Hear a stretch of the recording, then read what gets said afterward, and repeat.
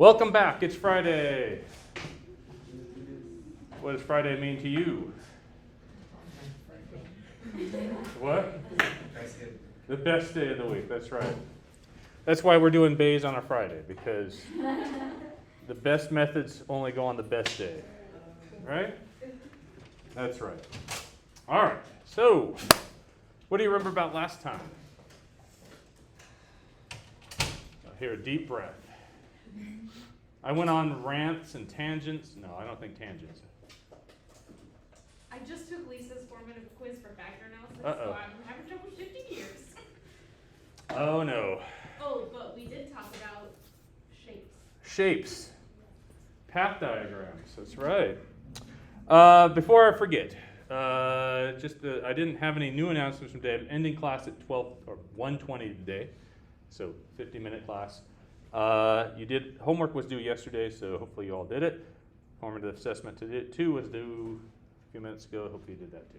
So that's it. Next week, again, I'll have a formative assessment out on Monday, due Friday, like we've been doing. And we will discuss, I'll have a homework that's out starting on Tuesday, although the content of which, actually I might move that homework back because I want Tuesday to talk about what the content of the homework is. So it might be Thursday that the homework comes out. Okay? Okay.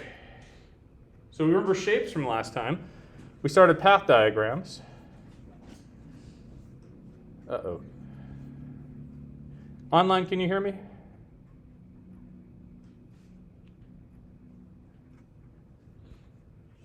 Hang on one second here.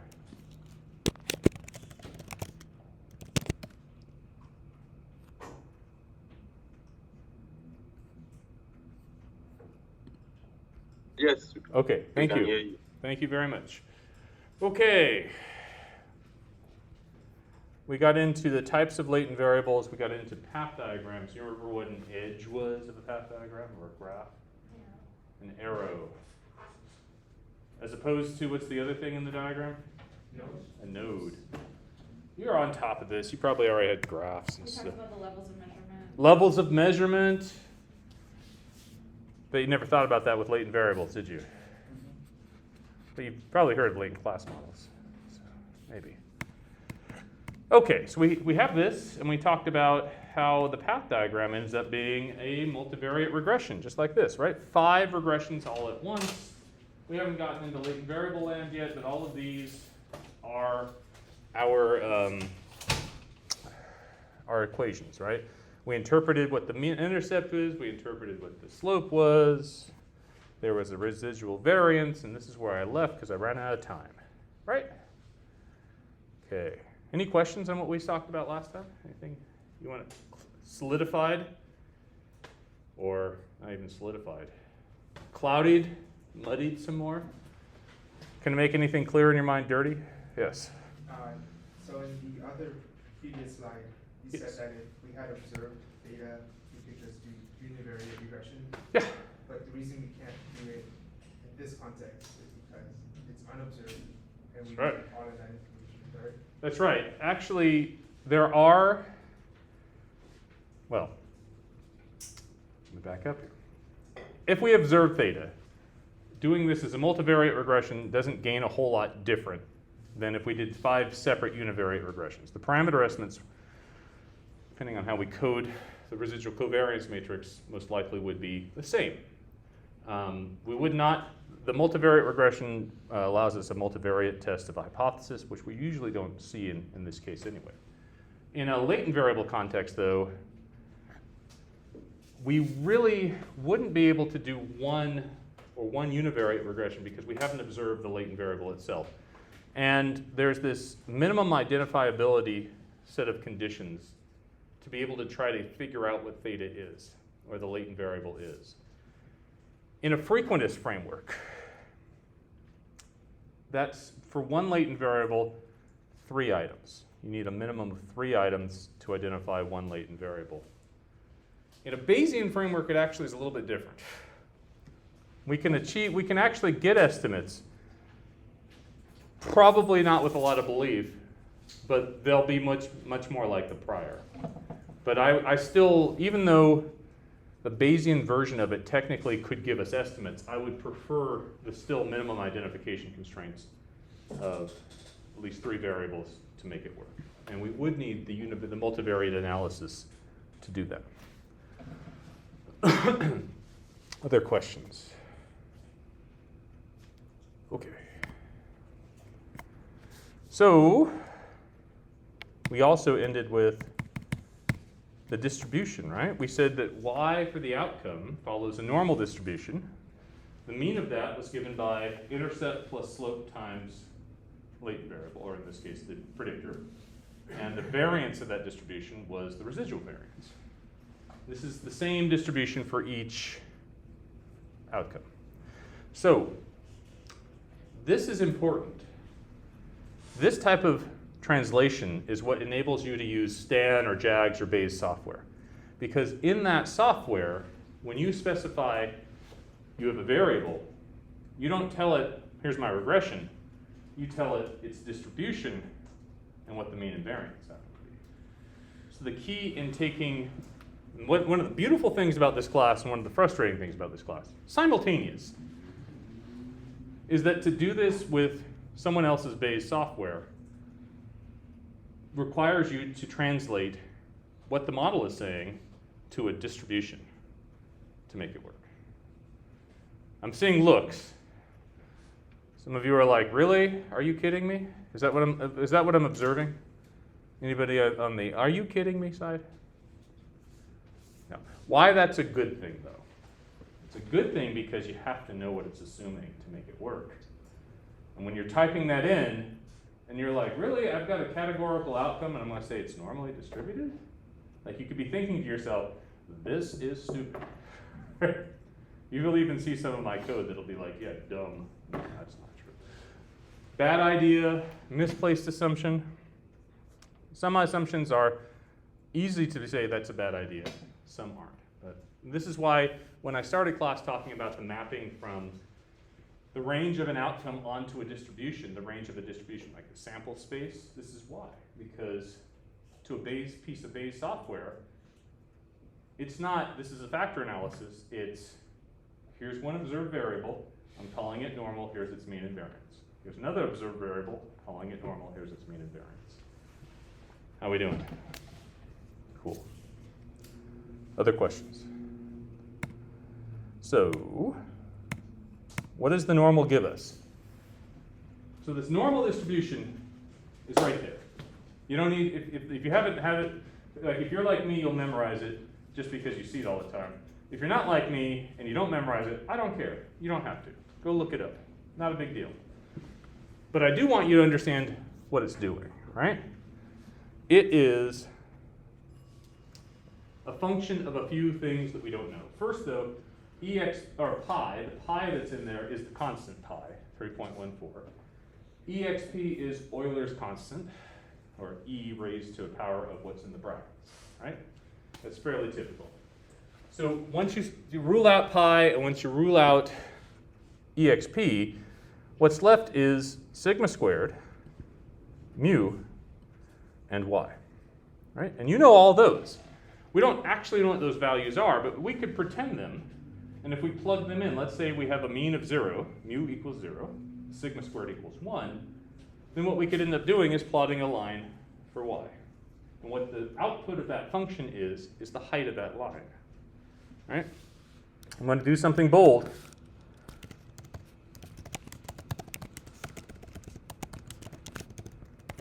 We're going to Wikipedia because all my best stuff comes from Wikipedia.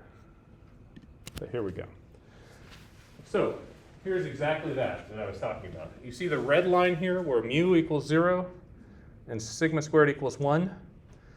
This x is like our y. You plug it in, you get the height. Plug it in, get the height. Draw the whole curve. Right? It's a function. However, for us, we didn't observe mu and we didn't observe sigma squared. But we did observe y. So instead of drawing this function where we fix mu and sigma squared, when we use this function, we fix y. We fix the input to it. and it works the same, right?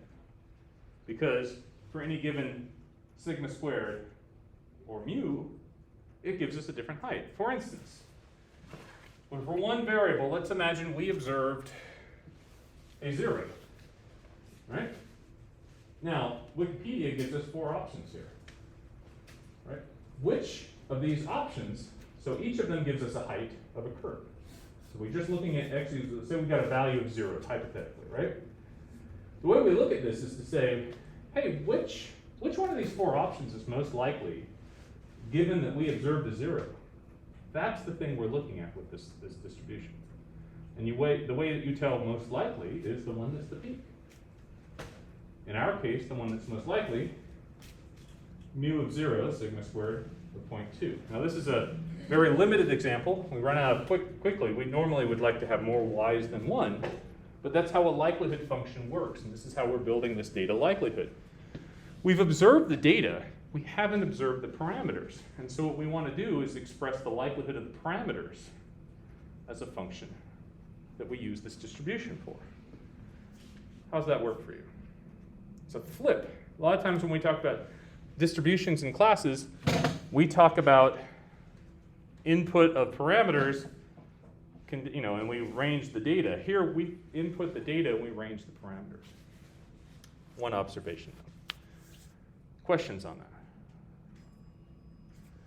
So, whoops, that's not what I want to do. Go back here. All right, I'll just stay there. So we got our three things that go in here. The key to using Bayesian methods is to understand that each distribution we change works the same way. The distribution will depend on one or more parameters. Those are what we need to specify as part of our model. In our factor analysis example, from the example from the previous slide, mu in that case was actually set by, we actually said mu isn't just a number here. We said mu actually happens to be this right here. Beta 0 plus beta 1 times the predictor. So now we have, for each person, we have to guess beta 0 and beta 1 to know the mean of this distribution. Similarly, sigma squared, we have to guess. Once we guess those, we're able to work with that. So in a maximum likelihood sense, not in Bayesian, but in a maximum likelihood sense, this is essentially how it works as well too. We figure out for what the likelihood for one observation is, and then we expand that to each observation across our sample. And then from there, we think of the parameters of interest we want to figure out where the peak of the distribution is, this likelihood function is. And we vary those parameters to find a peak. Now sometimes, if you're familiar with calculus, calculus makes it very easy to do that, right? Calculus will find a way, if you have a nice smooth function, sometimes you can use lines that are tangent to figure out where the peak is, right? Derivatives. Not always, though, particularly for some things that we do. Linear regression is actually a case where you could derive what the ML estimates are using calculus. But that's for one variable. So, how are we doing with all this? We all right? You've seen this before? Sort of? Okay. Now that was regression pretending that we observed things. CFA, we clearly didn't observe the latent variable, the predictor in all these regressions. So it changed things. When that theta is latent, that 5-variable model actually becomes this confirmatory factor analysis model. What do I mean by confirmatory factor analysis? Right? Remember, labels for analyses start to go away at some point, but for this it's very clear. The latent variable follows a normal distribution. The residual error term follows a normal distribution. So that means the outcome is conditionally normal. That is CFA. Outcomes are conditionally normal. Latent variables are normal. Error is normal. Normal, normal, normal. CFA. Right? So at that point, Hang on, yeah. are you in regression, aren't the predictors supposed to be fixed? They are. So in this case, the predictors would be latent variables, right? Well, yes, they are. They're latent. Then We are assuming that we've observed it, though. but you said that they're also normally distributed. Wouldn't that make them random variables? That does make them a random variable, yes. But making it a random variable makes the result a sum of normal variables, which provides us a normal distribution as well. Good question. But there are a few differences, right? Theta p is not observed in CFA, but is observed in regression. So what does that mean? We actually have to fix its mean and variance. We have to do something about it. There are multiple ways to fix its mean and variance. One method you probably already know is to say the mean is 0, the variance is 1. We call that sometimes the standardized factor method. Another method to do that would be something we call a marker item method. I've heard that in a CFA context. A marker item is where we take one of the factor loadings. Factor loading is actually the slope. We fix it to 1, the value of 1, which allows us to actually say the mean of the factor is still 0, but the variance of the factor now is estimated. Now that variance of the factor is still arbitrary, and it's heavily influenced by the value of the item that you selected to be the marker item. But it is estimable then. Likewise, you could even do the same marker item approach for an item mean. You could take one of the item intercepts, fix its value, and estimate the factor mean then. But again, it's now heavily influenced by the value of the item that you pick. However, for any choice of the factor distribution, models are equivalent. Meaning if you were to look at their likelihood function, the shape would be the same. The x-axis or the value of the parameters may be different, but the shape is the same as the peak is at the same place. And the results are linear transformations of each other. Meaning you can go from one method to another very easily. It's an arbitrary choice. Okay? Questions on that?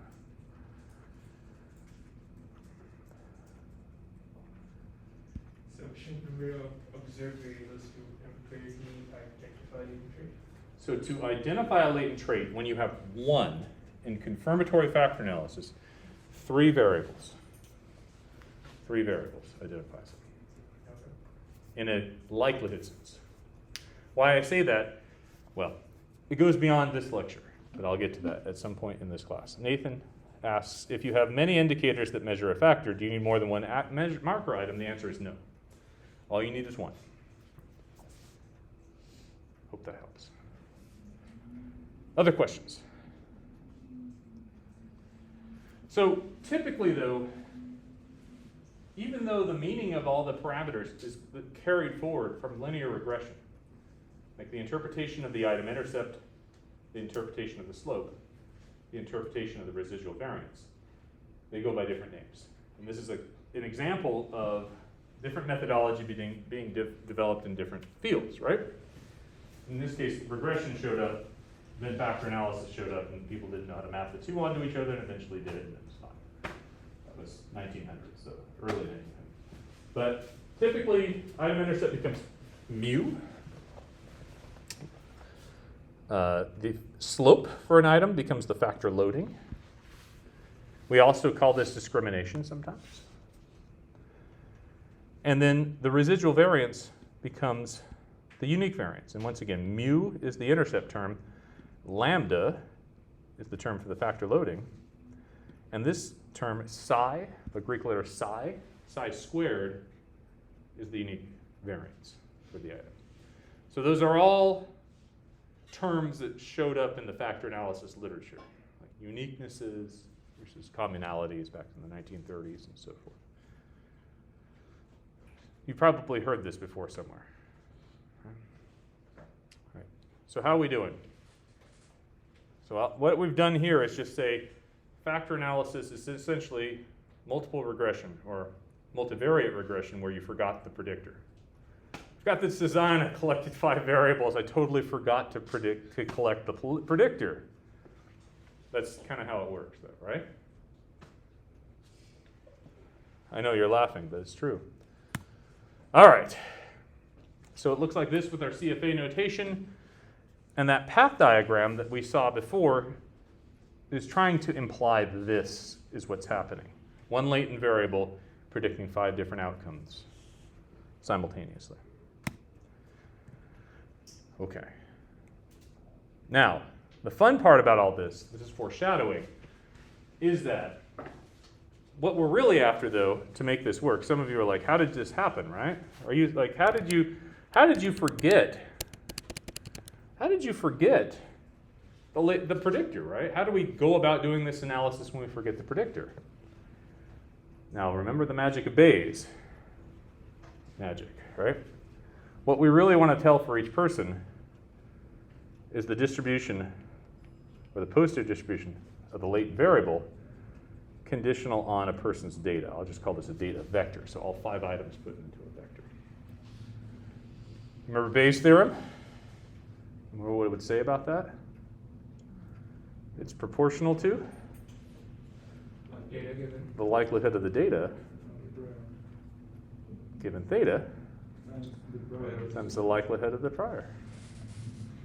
So what do we have here? This part is given by our model. This part is our factor identification. So we actually have all the components where we can go and try to figure out empirically in a Bayesian sense what the distribution of the missing data, in this case the latent variable, happens to be. And sure enough, by brute force, that's what Markov chains do. We start with a wild guess as to what everybody's latent variable is. We then draw at random, not like uniformly random, but from a very targeted random distribution, all the parameters of the model. And then conditional on all the parameters, we go back and draw at random everybody's theta. And we iterate between those 2 processes. And then the universe happened to do us a favor and found us some theory mathematically that said all this, if we do it correctly, we will converge to what the posterior actually should be. So it turns out we can create a latent variable using Bayes' theorem and the definition of a model plus a prior. So that's the cool thing about it. Yes? Could you read that again? Yeah. This is the posterior distribution of theta is proportional to the model likelihood and the prior likelihood. Sometimes this is called the data likelihood. Does that help? No. No. When you were actually writing it, you were saying like we're looking at the probability Oh, the based off of the that part. Okay, so what we're looking for here is the distribution of the latent variable Yeah. There conditional on the data. This is distribution, this part here, distribution of the latent variable conditional on the data. It's proportional to the distribution of the data conditional on the latent variable times the distribution, or prior distribution in this case, of the latent variable. Yes? If we want to know the distribution of the latent variable, how are we going to know the other side? This part right here? Yeah, if we don't know that side. Yeah, we don't know this. We know the other side. We actually, this is defined by our model.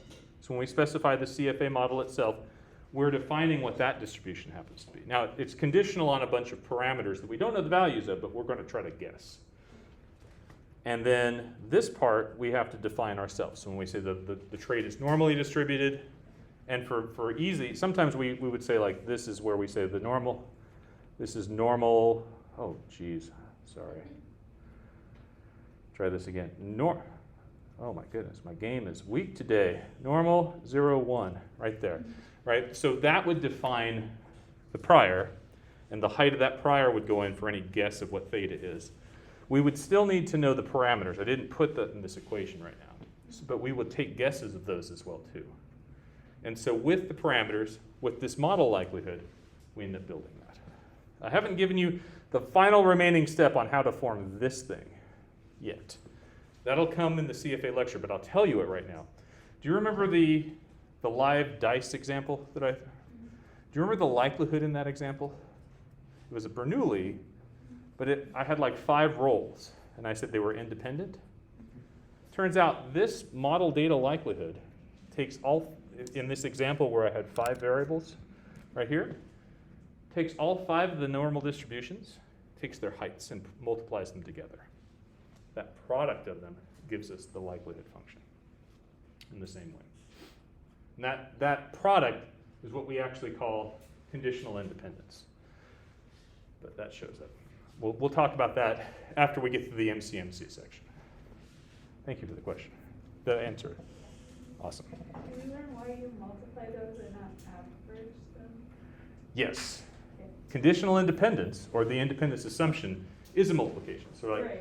and so what we are saying about this, when we build a model, an initial naive way of thinking about it is that once I've observed this latent variable, these items are independent. Another way of thinking that is not conditional on the latent variable. Yeah, the items are going to have a correlation, but the only thing that's causing that correlation, that dependency, is this latent trait.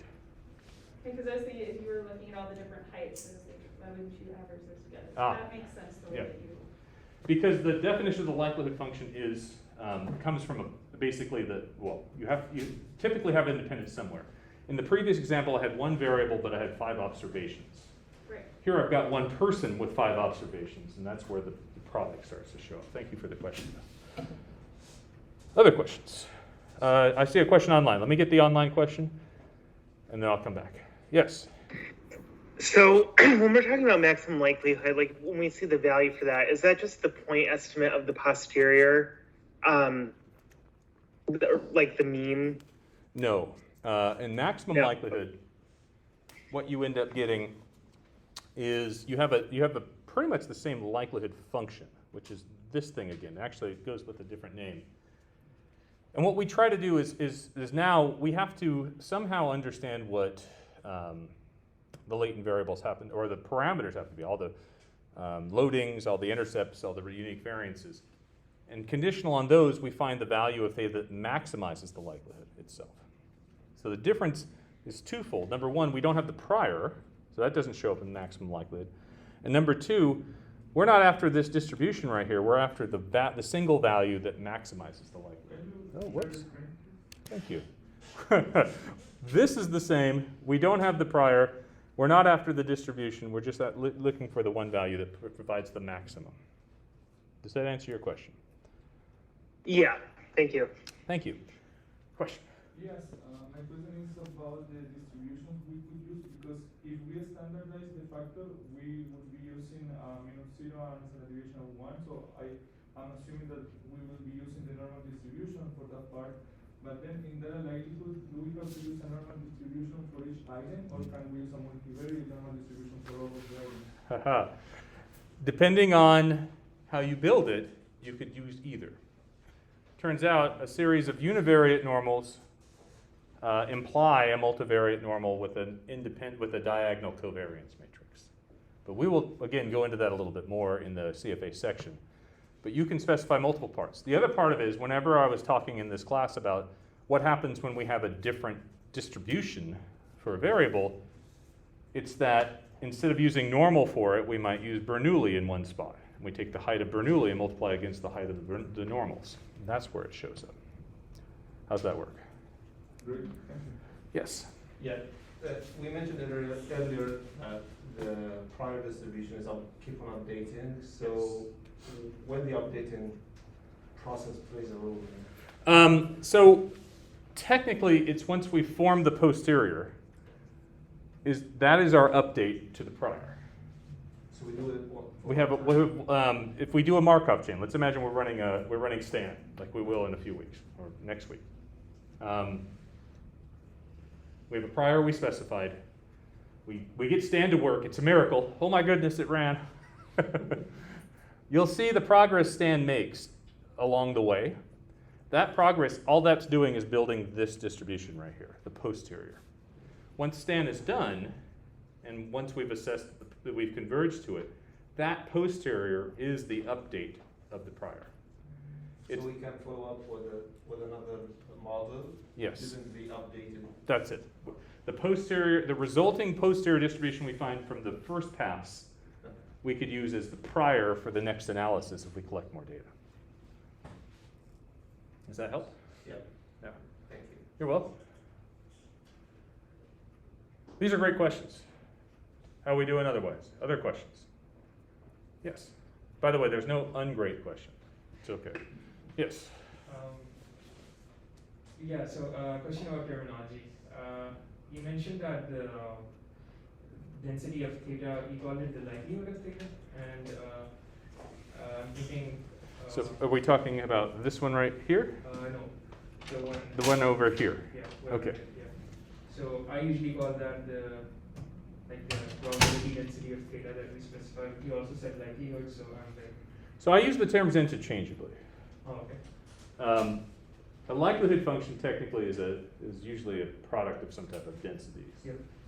or some multivariate function of densities. And so I'm using it interchangeably. Probably sloppy language on my part. No, it's okay. So I'm just trying to get the language straight. Let me go with another one. Sometimes we call that the prior distribution. Okay. The prior So distribution implies a density. I'm thinking if you don't have a condition on anything and you call it likelihood, you just mean like it's a density. prior or it's like a typical probability. That's right. That's right. That's right. So here, if I specified theta as normal 0, 1, Yeah. I would go back to that normal equation and define the value to plug in for a given value of theta. I'd plug it into this where mu is equal to 0 and sigma squared is equal to 1. Like that. It's just a density in that case. How are we doing, everybody? Other questions? All right, moving on. Do I see a hand raise online, Jihong? Yeah, Jonathan, I just want to know at what conditions the maximum likelihood estimate will be approximate to the EAP estimate. I mean, when we have using Laval and using Laval, what we expect they will have similar results. They will converge to a similar, so the ML estimate and the mean of the posterior should converge as n goes to infinity. Okay. The problem is, and this is what we'll see really quickly in the first example I have next week, infinity can take a long time because there's a little bit different process at work, particularly in linear models in sampling, in that for a lot of regression analyses, we come up with an estimate of a fixed value for the variance, whereas in MCMC we're sampling the variance. And it turns out that sampling process of the variance causes the posterior to be very wide, although the mean of it's still the same. But in the limit, the two converge to the same value. Does that answer your question? Thank you. Thank you. Yes. We'll play along with that next week. Next week I have an MCMC algorithm that we're going to dissect, and we're going to play with values of it. It's not going to be factor analysis, it's just going to be linear regression to begin with. But I'm telling you, factor analysis is linear regression, so it's actually factor analysis with one variable, and we actually observed the latent variable that time. So, all right. Other questions? Moving on.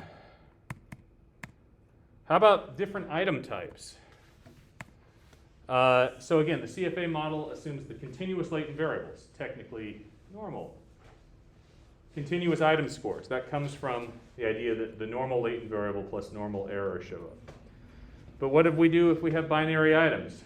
We just pretend they're normal? Woohoo! Some people do that. That's one of the big no-nos in the world. I sound like I'm talking to my son. It's one of the things like it's sometimes you want to get your analyses to the part where it's you'd be yeah, it's mostly right? Exact is hard, but stay away from that. We don't want to do CFA with binary items. It's not usually a good idea. Mainly because the binary item has, it's ipsative. You observe one value and the only other value left is the other value, so that means the variance and the mean are yoked together. The mean of a Bernoulli is, let's say, P, and The variance is p times 1 minus p. So you know the variance when you know the mean, right? In normal land, you get 2 parameters for that. So 2 parameters to do the job of 1 could cause all sorts of issues that you don't intend to have happen. So instead, what type of analysis would we use? Doing the same thing. We've observed theta. Let's go back to observed length. Let's say this is not a latent variable. If we had observed theta and we had a binary item response, we'd want to use a logistic regression to predict it, right? So the probability that y might be equal to 1 would be equal to e of that same value that we called before. This term in the exponent sometimes we call the linear predictor, right? The core of the normal distribution, the mean of the normal distribution. But now it's put into an exponent, beta 0 plus beta 1 times the predictor, over 1 plus that same term. Alternatively, you could say this is the logit. Logit is log of odds, right? Odds is p over 1 minus p. We take a log of that thing, and it becomes, well, let's talk about it real quick. Probability, the reason that we need some function for it is probability is bounded. It goes between 0 and 1, right? That's our data. That's the range of our data that we know of. The term in the exponent up here, because theta is continuous, and we would expect beta 0 and beta 1 to be real numbers, that term in the exponents is boundless. It goes from negative infinity to positive infinity. So that function we put it in, e over 1 plus e, is called this, in this case, an inverse link function. It maps this continuous range thing onto the space of the probability we need it to be in. We call this a log odds because we can show that this is the same as saying, if we wanted sort of the inverse function of it, we took the probability y equals 1 and divided by 1 minus that probability, we get the odds of y equals 1, right? Now, if the probability is 0.5, the odds is 1 to 1, right? So odds is a weird way to think. The problem with odds is you take a number between 0 and 1 and divide it by a number between 0 and 1, and now you get a number between 0 and infinity, which still doesn't do the job we need it to be. We need the left-hand side to match the right-hand side, right? So at the top here, the left-hand side, the probability is between 0 and 1. The result of this thing is between 0 and 1. So we take the log of that odds, all the values, the log of, by the way, log of 1 is equal to 0. Anything that we take a log of between 0 and 1 becomes negative, between negative infinity and 0. And anything that we take a log of above 1 becomes positive, between 0 and positive infinity. So that log odds, or logit that we call it, is our, what we call, link function. It's a generalized modeling term. Technically speaking, we're taking the mean of an outcome that's Bernoulli, applying a function to it, and then modeling that. Right? So this is where I was talking about earlier. This is our theory still, but we need a mapping of the theory onto the data, and these functions provide that mapping for us. We good with all that? Yes. Is Bernoulli a different name for binomial distribution, or is Bernoulli a type of? Correct. A Bernoulli is a different name for binomial. Okay. It's a binomial with one trial. It's like a coin flip. Thank you for asking. So I use Bernoulli in the case of one trial. Like we have one item here that could be 0 or 1. But we could say binomial as well. Quick clarification. Yeah. The subscript P is for person. Person, right? yeah. So each person's response.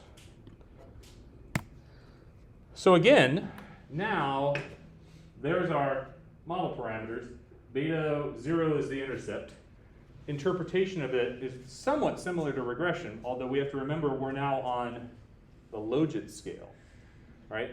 The left-hand side is not just the data now, it's a transformation of the mean of the data.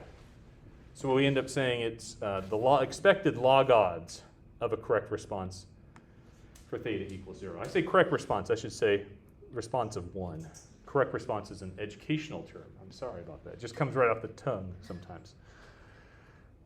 Beta 1 is the slope, so for every 1 unit increase in theta, the log odds changes by this slope term. So both of those are the same, it's just we just say the log odds are logit instead of we say the data. There's no variance, though. No error variance. Why? Because aren't the mean and variance related? Exactly. Bernoulli or binomial distributions have one parameter. There is no variance term. So if you were to talk about error, technically speaking, the way we quantify error in a logistic regression or a logit model is the distance our prediction is from 0 or 1. That's telling us how uncertain we are, right? If we plug in a bunch of predictors and we get a probability of 0.5, we have nothing but error because we're right in the middle of the probability. Everybody okay so far? Okay, Bernoulli distributions. Sometimes we denote it with B for Bernoulli. It has one parameter. That parameter represents the probability that y equals 1. It's also the mean of the distribution. Here's the Bernoulli PDF. You don't need to memorize this. That's okay. Don't need to. Probably are. Some of you probably already have memorized it. P to whether or not it happened times 1 minus p to whether or not it didn't happen. Right? So this is different than just saying what the probability of a 1 is. This is still the probability of a 1, because if y equals 1, the exponent becomes 1. This exponent becomes 0, making the whole term in the parentheses equal to 1. So that's where the probability shows up. Right? Okay.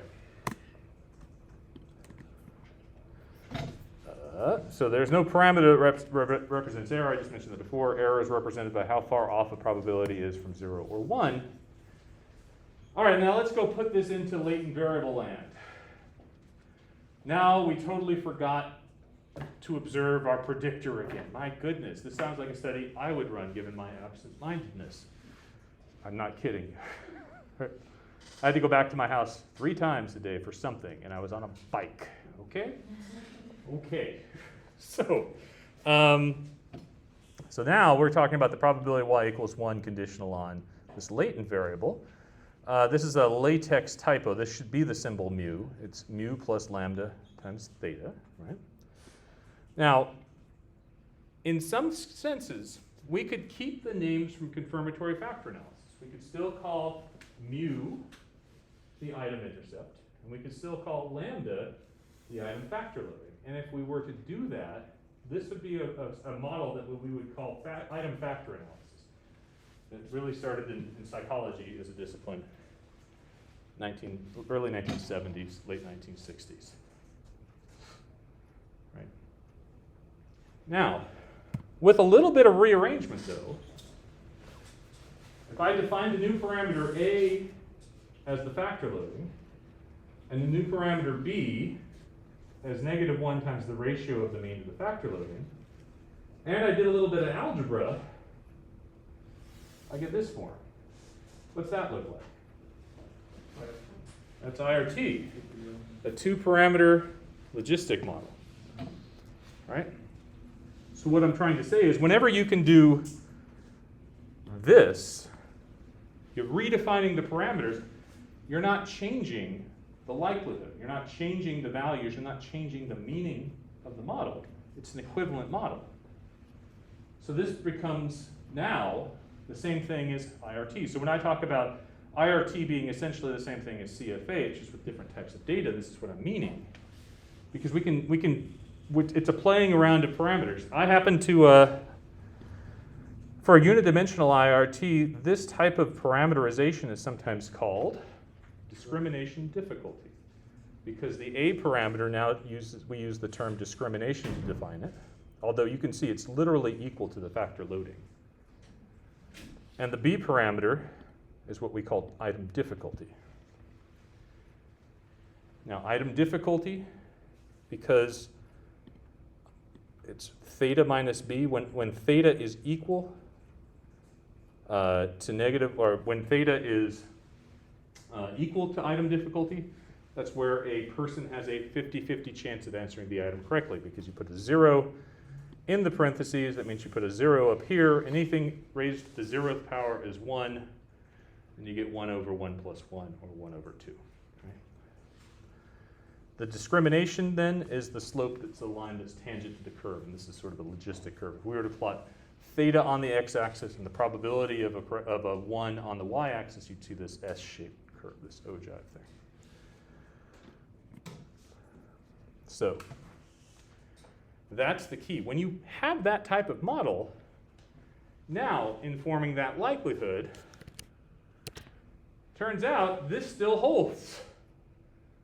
Right? If you had all items that were binary, and you assumed all of those were Bernoulli distributed, your model likelihood would not be the same equation as you'd see in CFA, but it'd be formed in the same way. You'd have 5 Bernoulli values multiplying each other. The prior distribution, you could say theta follows a standard normal distribution. That's totally legitimate, totally okay, probably the most common way of doing so. It's the same prior likelihood. It still shows up there. And now we describe that right there is now what the posterior distribution is proportional to. So what I'm trying to get at is there's a shape and structure to what we do, and it actually works really well with Bayes, because if we're defining our variables, what we've observed by a distribution and a set of parameters, and we do that with the things we didn't observe, then what's interchangeable about that are the distributions that we're talking about, so long as they're proper distributions. Right? I don't know why you would, but you could say, yeah, I got this item, it's Cauchy distributed. What the heck's a Cauchy distribution? I know some of you know, I don't. I'd have to look at it. Sounded good. I'm doing Cauchy factor analysis, sorry. Just to be sure, in this case, what we are trying to find is the posterior distribution of the latent trait. That's right. But if we assume that's normal, but then we change the values for the distribution of the latent trait, are we changing the factor loadings too? Yes. When you change what you assume the mean and variance are, there's a shift in the factor loadings accordingly. And it's predictable what it will be. Yes, absolutely. Well, I know that CFA requires a large sample size, so Why? it is solved Why does it require a large sample size? for the precise factor modeling. Precision. Yeah. Okay. So would this solve this issue if we assume that the prior distribution of the latent variable is normally distributed? So we could import the factor CFA model? You could. Yeah, if you had estimates of factor loadings, this would just estimate your latent variable, the posterior distribution. But I will say this about requiring sample size. You're right. It's precision. It's the standard error of your factor loadings or your item parameters. And in the Bayes sense, that's characterized by saying the width of the posterior distribution. But unlike maximum likelihood Bayes, we have a little bit of a cheat code, if you will. Again, talking to my son a little bit. And that cheat code is called a prior. And that prior can help us take the place of some of the data if we have prior knowledge. Now, not a good idea. I'm not saying that we know better than the data. The other thing that the Bayesian approach will do is that it will give us a nice quantification of that uncertainty, even when we don't have large samples. So, and then finally with that is that we're actually able to estimate models that we probably couldn't get to work in maximum likelihood because of the way this thing works. So I wanted to clue in when you said large sample size, because people do use Bayesian for small sample sizes. And part of that, like from why I don't like informative priors personally. I'm in the minority of the big, like the cult of Bayes. I'm more of a non-informative prior person. I'm fine with that. It's just my belief. How do I know? That's what I want to know. But the non-informative priors I could still use Bayes in small samples and get convergence. Whereas if I have a small sample size problem, actually one just popped up this week with analyzing data with a complex type of factor model. Couldn't get it done in maximum likelihood. I'm pretty sure we'll get an estimate of the posterior that's stable in Bayes. Now it may be very wide, But an estimate's better than no estimate. But then it's up to us to quantify it. So cluing in on that. All right, so the big picture is this. I know we're out of time today. I'm just going to give 2 more minutes because we're before the bell. In Kansas, there was a whistle that blew. You remember that? It was so annoying. You'd hear it like all over, like you'd hear it 5 miles from campus. It's just annoying. Anyway, the idea is that psychometric models are linear models or generalized linear models. And the key in all that is remembering distribution of data plus specification of link functions is needed. And all that applies with this as well too. So next time is Intro to MCMC. Now, I told you before, not all Bayes methods is MCMC. So I'm going to keep saying that, then we're going to quickly forget it and do only MCMC for the most part. Because MCMC does take a lot of training. So just remember that now. All right, everybody, have a great weekend. Hope to see you Wednesday. Thanks for your time. Thanks for being here on a beautiful Friday. See you later, those of you online.